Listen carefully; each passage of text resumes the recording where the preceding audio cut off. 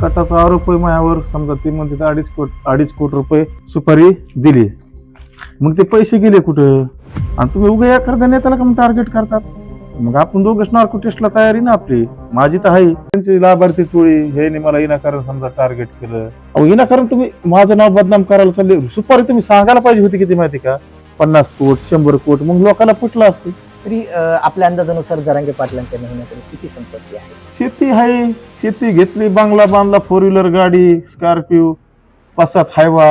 आणि पाटलाने कशामुळे माझ्यावर हे डाग लावला?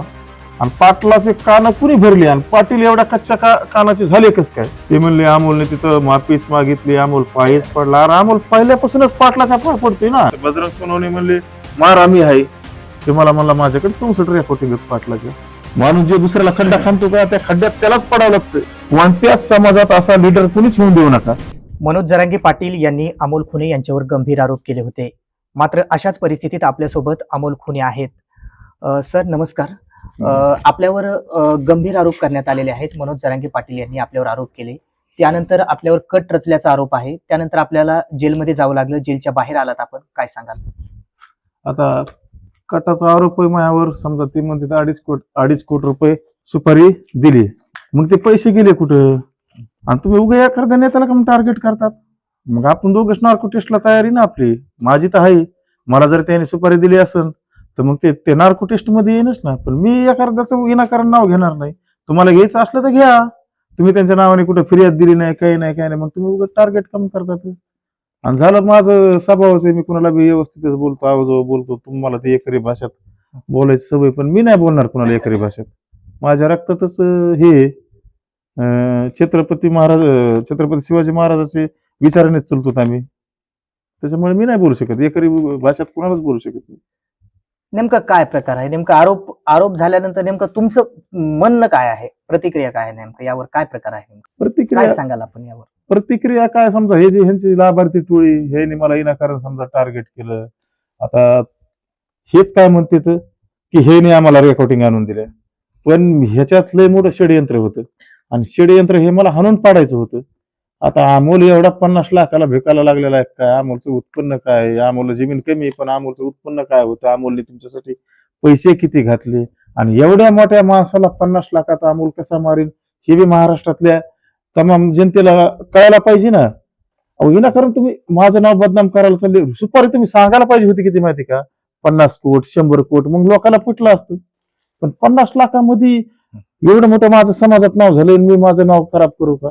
50 लाख या कसा भला ह्यांचा एक माणूस 50 लाखाच्या कोटी रुपयाचे बॅनर लावतो का नाही? आणि मी कशाला ह्यांची सुपारी घेऊ आणि कशाला माझी जिंदगी झट करून घेऊ? 15 वर्ष तुमच्यासाठी मी घातले तर आयुष्याचे. जरांगे पाटलांचं जे मेहुणा आहे त्याला 1.5 एकर सुरुवातीला जमीन होती. आता जमीन आणि संपत्तीमध्ये वाढ झाल्याचा आपल्याकडून आरोप करण्यात आला आहे. नेमकं काय प्रकार आहे हा? मग आता हे खोटा आरोप आहे का? जे सत्य तेच मी मांडलं ना. आता मला एवढी जमीन आहे, मला तर काय आणि कुठं काय नाही. हाय एवढीच मी तिकडली इकडे घेतली. गावकऱ्याला माझी जमीन होती, तिकडली इकडे घेतली. आता मी इतके 15 वर्ष झालं समाजाच्या चळवळीत आहे, पण मला तर काय कुठं काय नाही. आणि मोटरसायकल नाही घडली. मग ह्यांच्याच आंदोलनापासून असं काय झालं की लोकांच्या सातबाऱ्यात वाढ झाली, प्रॉपर्टीत वाढ झाली. पुणे मुंबई कोकणात जिमने घेतल्या, कुठं काय नाही केलं. मग ह्यांच्यातच काय अशी वाढ झाली की बाबा एकदम म्हणजे हे मोटरसायकलवर डायरेक्ट फॉर्च्युनर मध्ये गेले. काय बदल काय झाला मला ह्या गोष्टीचं काय कळलं नाही. तरी आपल्या अंदाजानुसार जरांगे पाटलांच्या मेहुण्याकडे किती संपत्ती आहे? शेती आहे, शेती घेतली, बंगला बांधला, 4 व्हीलर गाडी, स्कॉर्पिओ, 5-7 हायवा. हे का आता कुणाकडे बी होत काय? लोकांचं आयुष्य गेलं तरी लोकांना घर बांधणं व्हायना. तर माझंच आयुष्य गेलं काय राहिलं आता मला? आणि घर बांधणं व्हायना. कोपर्डी प्रकरणामध्ये आपण जरांगे पाटलांसोबत होतात, काय कसं वाटतंय? काय प्रकरण होतं, काय सांगाल? आता पाटला सोबतच होतो मी, आणि पाटलाने सरकारला लावलं, पण पाटलासाठी मी काय नाही केलं. आणि पाटलाने कशामुळे माझ्यावर हे डाग लावला? आणि पाटलाचे कान कुणी भरले? आणि पाटील एवढ्या कच्च्या कानाचे झाले कस काय? का माझ्यापासून त्यांना काय भी वाटत होतं हे जर उघडं पडलं तर मला अमोल सारी बदनामी करीन आपली, त्याच्यामुळे मला गुतीला असेल. आता हेच काय म्हणतात, काही एक जणांनी तर अशी बैठ टाकली, माझे मित्र तर उदय भिशे, ते म्हणले अमोलने तिथं माफीच मागितली, अमोल पायच पडला. अरे अमोल पहिल्यापासूनच पाटलाचा पाय पडतोय ना. पाय पडलं म्हणून काय झालं? की अमोल मला चुकलं, इथून पुढे मी असं करणार नाही. अरे मी केलंय काय? मी काय सुपारी घेतली का काय? ह्यांचेच पुरावे दादा गरुड मला द्यायला लागला होता. आम्ही गेलतो बाबा परळीला, माझे पैसे अडकले होते तिथं, 11 लाख रुपये अडकलेले होते. त्या माणसाची नावं घेतो, अनिल सोळंके आणि ते शंकर शिजोळ म्हणून, या दोघांची नावं बी घेतो मी त्या पैशाच्या संदर्भात. माझाच मित्र आहे कांचन साळवे, ते धनंजय मुंडे साहेबाचा कार्यकर्ता, त्यांनी मला नेलं. आमचा विषय हा होता, पण ते विषय नाही झाला.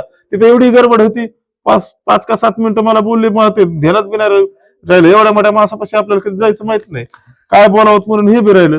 आणि पुन्हा आम्ही बाहेर आलो, दादा गरुड मला भेटला. दादा गरुड म्हणला माझा असा असा विषय, माझ्यावर केस आहे म्हणला, मी लोकसभेला ते एका पोलिसाला मारलं, ते वंजारी समाजाचा होता, वंजारी बांधव होता. तर आता हे विषय इथं मिटन म्हणून ह्यांच्याकडे आलो. म्हणलं मग काय बघावा तुमचा हिशोबाने. तर मला नंबर घेतला त्याने, तर मग आमचा विषय झाला. तर मला मी त्या टायमाला बजरंग सोनवणेला फोन लावला, असं असं लागलंय. तर बजरंग सोनवणे म्हणले मारा मी आहे, पण आता बजरंग सोनवणे काय आमच्याकडे लक्ष द्या ना, आमच्यावर केस झाली, आता खासदार झाले तर काय लक्ष द्या ना. ते मला म्हणलं वैयक्तिक ते तुझा प्रश्न आहे, ते मला काही घेणं देणं नाही. तर मग ते म्हणलं आपल्याला चहा घ्यायचा. तर मग आम्ही तेलगाव चौकात थांबलो होतो, माझ्याच मित्राच्या हॉटेलला थांबलो होतो, नवनाथ धुमाळ म्हणून. तर तिथं आम्ही कॉफी हे घेतली आणि पुढे गेल्यावर ते मला म्हणला मला एक तुम्हाला बोलायचंय. तर थोडं तेलगाव नाका आहे का त्याच्या पुढे बिल्ड रस्त्याला आम्ही गेलो. ते मला म्हणला माझ्याकडे 64 रेकॉर्डिंग आहेत पाटलाच्या. तर म्हणलं काय आहेत काय नाही. तर ते म्हणलं मला एकाच्यात. मग म्हणलं तू तिथं गेलतास, तुम्हाला कशाला म्हणतो. तर ते म्हणला नाही मी त्यांना कसं म्हणू बाबा, असं तसं तुम्ही जेव्हा. तर मग मला त्याच्याकडून त्या काढायच्याच होत्या, मला प्लॅनच होता. तर मी आलो कुठं गावाकडे आलो, तर त्यांनी मला फोन लावलं, एकदम बेजार केलं. तर मग ठीक आहे, मग मी पाडळशिंगीच्या पुढे एक पंप आहे आपलं मादळमुळी रोडला, तर तिथं भेटलो. त्याने असलं सोंग आणलं, नाही नाही तुमचा बी मोबाईल इथं ठेवा, माझा बी या. ते एकदम हावभाव एकदम नाटक्या घडी. मग आम्ही गेलो, तर एका झाडाखाली बसलो. मला असं आहे तसं, बायकोच्या शब्दा खाल्ल्या, माईच्या खाल्ल्या, बापाच्या खाल्ल्या, रांगडा गडी होता ना. तर मग चालतंय म्हणलं, पण आता माझा प्लॅन काय माहितीये का, पुन्हा सिरज देवीला आला. तिथं बी एका पडकात आम्ही बसलो हवेलाच. तर तिथं मला म्हणलं असं असं तसं तसं. आता माझा प्लॅन काय, ह्या रेकॉर्डिंग घ्यायच्या आणि पाटलावर द्यायच्या आपल्याला. तर मग ह्यो असं मला आहे का घोळीत चालला.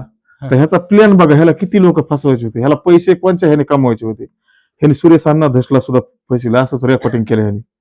धनंजय मुंडे साहेबाला फसिलं, मी ह्या वैन त्या वैन असं करतो तसं करतो. आणि तिसरी गोष्ट म्हणजे ह्याने धनंजय देशमुख आहे का, संतोष देशमुखचे बंधू, त्यांना, आणि धनंजय देशमुखचा साडू दादा खिंडकर. तर दादा खिंडकरचं ह्यांचं काय होतं हे मला माहित नाही, पण आम्ही ज्याला होतो तो दादा खिंडकर आहे का, ह्याच दादा गरुडला मेसेज पाठवत होता, चिठ्ठी पाठवायचा. काय होतं आता समजा ही कोण तिकडे आरोपी गेला, तिकडून इकडे आला ह्या जेलमधून, तर ह्यांचं काय होतं. तर मी एकदा पकडला ते मेसेज. तर काय होतं ते आपण नाही विचारलं, पण ते तेवढं माझ्या लक्षात मला खटकलं. म्हणला हे खूप विचित्र आहे. विचित्र, एवढा विचित्र मुलगा, ह्याला एवढे माणसं संपवायची होती. सुरेशांना धसला संपवायचं होतं, धनंजय मुंडे साहेबाला संपवायचं होतं, आणि ह्याला मला संपवायचं होतं. कोरोनाताई आपल्या आहेत का शर्मा, त्यांना बी भेटत होता, तिथं बी काय चुगल्या लावित होता, काय करत होता, म्हणजे ह्याच्या मनात काय होतं नेमकं. आणि इकडे पाटलाचं रेकॉर्डिंग करीत होता. मग असंच म्हणायचं ना. आणि मग मी ह्याला म्हणलं धनंजय मुंडे साहेबाला बोललोय, म्हणलं तुला 2 कोटी रुपये देतो मी, काय अडचण नाही, असं तसं. आता मला ते रेकॉर्डिंग काढायचं म्हणल्यावर मग थोडं फार मला विरोधात बोलावं लागेल ना पाटलाच्या. मग मी थोडं बोललो असं तसं, तू मग मी त्याला बीडला बोलून घेणार होतो. इकडे तर कॉन्टॅक्ट नाही केला, ते चार्जशीट मध्ये आलं CDR मध्ये, काही कॉन्टॅक्ट नाही, काय नाही. फक्त ह्याला कांचनला फोन लावला आणि आमचं ठरलं रेकॉर्डिंग कर तू. मग उद्या काय झालं तर समजा असं असं हे होईल, कांचनचं आमचं ठरलं होतं. मला ठीक आहे, आता आम्ही कशाला एवढ्या मोठ्या राडात पडत, आम्हाला बीडला बोलून घ्यायचा होता. 5-6 झापडा लावून देणार होतो, आणि ते सारे प्रूफ घेऊन पाटलाच नेऊन देणार होतो. पण ह्याने काय केलं, ह्या महादर्शोधने काय केलं, अगोदर तिथं पाटलापाशी जाऊन भेटला, सर्व पुरावे दिले. ह्याला वाटलं आता पाटलापाशी मी हिरोचा उजवा हात झालो मी पाटलाचा. मग आता मी काय ह्यांच्याच गाडीत फिरण आणि पाटलासारखेच हरवून पुरं मायावर पडतील. तुमच्या जवळचा माणूस बी बघा कसा आहे, तुमच्याविषयी बघा कसं काय चालू आहे. ह्याने असं प्लॅन केला, हसत बाहेर देतो तिथं, म्हणजे बोलतो, म्हणजे ठरवून ती लाभार्थी टोळी तिथं. पण तरी बी त्या टायमाला मला बोलून घेतलं, मला कालिदास नवले न्यायला आले. आता म्हणलं असं काय काम.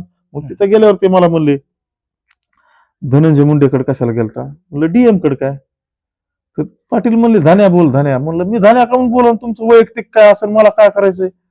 तुम्ही तुमचं बघा ना, मी का म्हणून मला मला सवय नाही म्हणलं, मी कोणाला नाही करू परत. तर मग मला टार्गेट करायला सुरुवात केली. तरी महेशांना दाभाडे, राजभाऊ मोठे हे समजा काय म्हणले, ह्याच्यात काही चुकी नाही म्हणले अमोलची, उगाच कशाला काय लफड्यात पडतात, काय करू नका म्हणले. मला धमकायला सुरुवात केली, पायच पडून असंच करा. पाय तुम्ही कधी बी पडतोय. काय आताच उदय विषय सांगत होते ना, मग मायाकडून काय माफी नामाज काय घ्यायचं, आपण मला तिथून निष्ठायचं पडलं होतं. मला धमक्या दिल्या, तुझ्या घरच्याला असं करू तर तसं करू तर. मग मी म्हणलं टाकाय चुकलोय वा, मी आत्महत्या करीन असं तसं ना. आता महाराजाचा आपण सारा इतिहास वाचलेला आहे, बघितलेला ऐकलेला आहे. आपल्याला माहिती कुठं माघार घ्यायची आणि कुठं पुढे सरकायचं हे आपल्याला चांगलं माहिती. म्हणलं इथून निष्ठा आता अगोदर.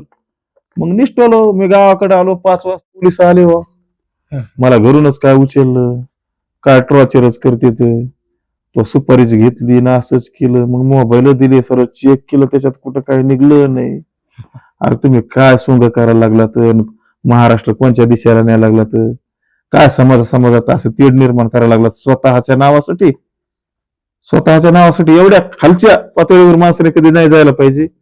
आणि हे आहे का, हे जे हे तपास केला ते दादा गरुड काय तिथं हसू त्यांच्यापाशीच काय बोलतोय. त्याला वाटलं मी आता लय मोठा हिरो झालो, पाटलाच्या मागे मीच आहे. अरे असं नसतंय. माणूस जे दुसऱ्याला खड्डा खांदतो का, त्या खड्ड्यात त्यालाच पडावं लागतं. ते काळ गेला पहिला, बापाने केलं तर लेखाला फेडावं लागते. पण आता बापाचं बापालाच फेडावं लागतं, लेखाचं लेखालाच फेडावं लागते. आणि जमाना एवढा पुढे गेलाय, त्याच्यामुळे आहे का सरळ कळते. त्या चार्जशीट मध्ये कुठेच काही नाही निघलं, काय कुठं काही नाही. पण विनाकारण 3 महिने मला मध्ये घातलं, मला एवढा मोठा डाग लावला. मग आता हे तर सरळ केलेलं आहे. मग मला ह्यांच्या मागे लागायला काय हरकत आहे. हे म्हणतात ना आम्ही काही केलं नाही. मग मी नार्को टेस्टला बी तयारी, SIT ला जेवढ्या चौकशा असतात तेवढ्याला मी तर एका मुलाखतीत म्हणलोय, मेंदू काढून द्यायला बसलोय मी जर कुणाचं काही घेतलं असलं तर. विनाकारण बाबा त्या मुंडे साहेबाचं माझं कमी जोडीत जातं. आणि एवढ्या खालच्या पातळीवर बोलू नका, कुणीच बोलू नका. जातीत असं तेढ निर्माण करू नका. महाराष्ट्रात सगळ्यात मोठा समाज आपला मराठा समाज, आणि साऱ्या 17 पगड जाती आपल्याला मानतात ना. आज बी आपल्याला मोठ्या भावाचीच उपमा देते. पण जर हे असं जर झालं तर कुठेतरी एकामेकाच्या भावना दुखतात, जातीत वातावरण सर्व दूषित व्हायला लागलं. त्याच्यामुळे आहे का, असं कोणत्याच समाजात असा लीडर कुणीच होऊन देऊ नका. हे लीडर आहे का स्वतःची पोळी भाजण्यासाठी आहे का, प्रत्येक जातीचा आपल्या वाटोळ करते. तर मी काय कोणाला वैयक्तिक बोलत नाही, पण महाराष्ट्रातला हे जातीवाद इथून पुढे थांबला नाही पाहिजे.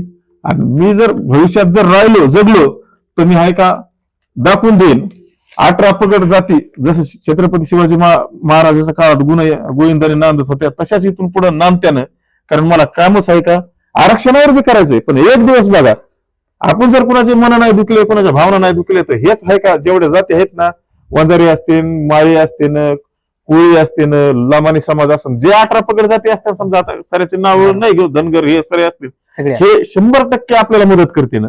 मोठ्या भावावर संकट आलं तर हे बारके भाऊ 100% मदत करते ना. फक्त हे जातीवाद कुठेतरी थांबला पाहिजे. ज्या पद्धतीने जरांगे पाटील आणि तुम्ही एक जवळचे मित्र होते, त्यांच्या सोबत राहिले आणि जरांगे पाटील आता पुढे गेले, तुमच्यावर आरोप झाले, तुम्ही मागे राहिले, कसं पाहता याकडे? मला पुढे जायचं नाही ना, मला पाठीमागेच थांबायचंय. पुढे हे गेले, पण ह्यांना आहे का, ते आहे का, व्यवस्थित आहे का, हाताळता नाही आलं.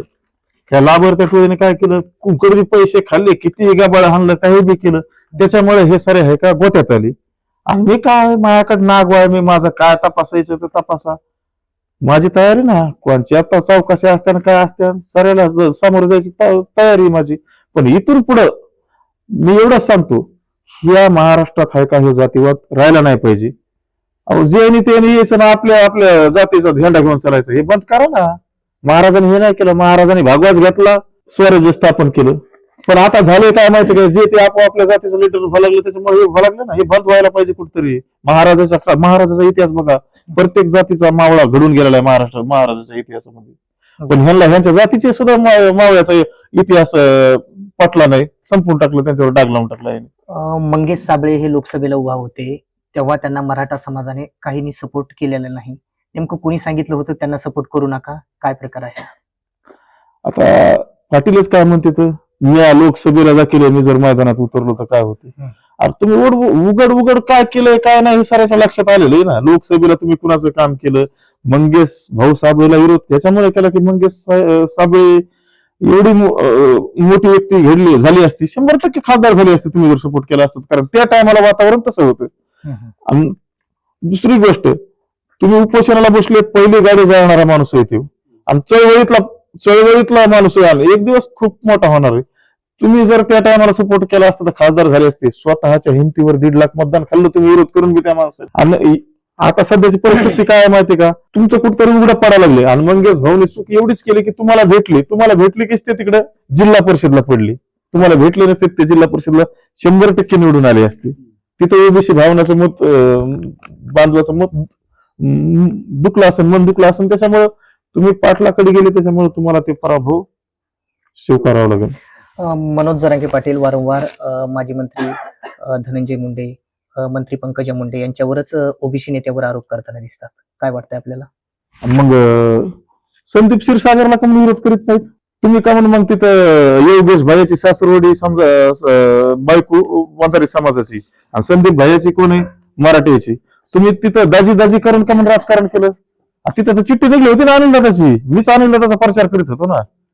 तिथं का म्हणून दाजी करून संदीप भाईचं काम केलं तुम्ही म्हणतात ना. मग संदीप क्षीरसागरला तुम्ही विरोध करायला पाहिजे, ते बी ओबीसीचे आहेत. तुम्ही ह्या बहीण भावालाच का विरोध करतात? हे चुकीचं आहे ना. जातीवादच करू नका, जातीवाद राहिलाच नाही पाहिजे महाराष्ट्रात, माझं एवढंच मत आहे. आता ज्या पद्धतीने जो कट रचल्याचा आरोप आहे त्यावर काय सांगाल 2 शब्दात? आता ते 4 शीटच सर व्हायरल होणार आहे. थांबा, त्याच्यामध्ये कट कुठंच नाही ना. हेनीच कट रचीला मला मध्ये घालायचा, यांचाच कट आहे सर मला मध्ये घालायचा. आता त्या 4 शीट मध्ये काय नाही, उगा आहे का नाही ना, कारण पोलिसाच्या बेजाऱ्या, आमच्या बेजाऱ्या, आम्ही तर भिकालाच लागलो, आमचं तर काही विशेष नाही. पण हे असं कधी करू नका, एवढे स्टंट करू नका. काय असतं माहिती का, एक स्टंट झाकन, 2 झाकते, पण तिसरा उघडा पडेल ना. आणि ते स्टंट बी माझ्या बारात केलाय, माझं साऱ्या महाराष्ट्राला माहिती ना माझं योगदान काय आहे काय नाही. स्टंट तुम्ही दुसऱ्याच्या जर गणिमती योग चांगली महाजागर जर दुसरी असते तर सोडलीच असती. पण मला बी टॉर्चर केलं, कर गुन्हा कबूल. अरे मी कसा करीन, मी केलाच नाही. तर तिथं 11 दिवस मी एवढा मार खाल्लाय पोलिसाचा, तरी मी ह्यांचं नाव नाही घेतलं त्या कोपर्डीच्या मॅटर मध्ये. आणि इथं मग काय करून मी गुन्हा करीन? नाही ना करू शकत. जरांगे पाटलांसोबत आपण 15 वर्षे काढले, मात्र आपल्या पदरात काहीच मिळालं नाही, आपली परिस्थिती हलाखीची झाली. काय बोलाल यावर? मी समाजाचं काम केलंय निर्मळ मनाने. मला काय पदरात काय घ्यायचंच नव्हतं ना. मला पदरात घ्यायचं असतं तर लय मोठा झाला असतो मी, गाडी बंगला घोडी 7-12 वाढला असतो, सरच झालं असतं. पण मला समाजाच्या जीवावर आहे का काही करायचं नव्हतं. समाजाचं खाऊन आपलं कधी चांगलं होणार आहे? मी एवढं इमानदार वागून मग पोरगा आज मुक आहे, आणि हरामीचं खाऊन तर काय होईल माझं? एवढं चांगलं वागून माझ्यावर आज हे टाइम आहे. आजचं सध्याचं जीवनमान कसं आहे आपलं? कशा पद्धतीची चाललंय परिस्थिती? एकदम मजात आहे. बाई अशी त्याच्या पलीकडे अनेक कशी असते. बरं. ज्या पद्धतीने तुम्ही एक आरोप केला होता, जरांगे पाटलांच्या मुलांकड 1.5 लाखाचा आयफोन, तसेच घरामध्ये मोठमोठे सोफे आहेत, असा एक आरोप आपण केला होता. काय प्रकार आहे तो?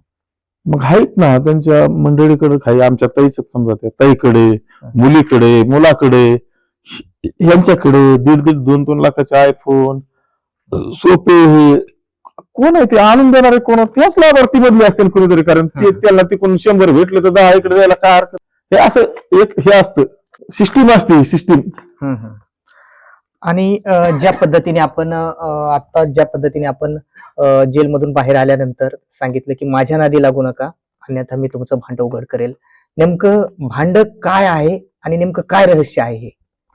मग त्यांना माहिती ना, हे नाग होय, ह्याने काय कुठं काय खाल्लेलं नाही, आणि ह्याला माहिती कुठं कुठं काय झालेलं आहे काय नाही. इशारा जरांगे पाटलांना आहे का त्यांच्या लाभार्थ्यांना आहे? काय सविस्तर सरळच आहे, त्यांना बी आहे लाभार्थ्याला बी आहे. आता तुम्ही बघा, साऱ्या शक्य एक वाटल्यात, मी माघार घेतोय का? मी जर केलं असतं चेपूट घालून घराच्या बाहेर नसतो निघलो जामीन झाल्यावर.